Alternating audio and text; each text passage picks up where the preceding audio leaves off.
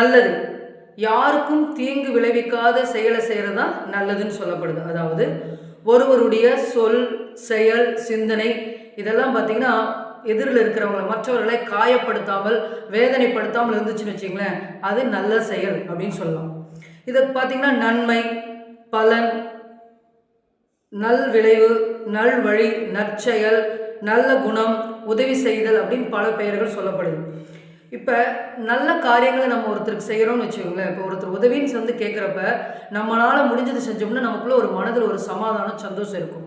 அப்போ நல்ல காரியங்களை நம்ம செய்யும் பொழுது நம்முடைய மனதிற்கு மகிழ்ச்சி உண்டாயிருக்கும், சமாதானம் உண்டாயிருக்கும், ஒரு மன திருப்தி உண்டாயிருக்கும். நம்ம நல்லது செஞ்சிட்டோம் அப்படின்னு சொல்லி ஒரு திருப்தி உண்டாயிருக்கும். அது மட்டும் இல்லாமல் ஒற்றுமையாக இருக்கும் பொழுது அது நல்ல காரியமாக இருக்கிறது. நமக்கு பிரயோஜனமான அல்லது பிறருக்கு நன்மை தரும் காரியங்களை செய்கிறது தான் நன்மையான காரியம்.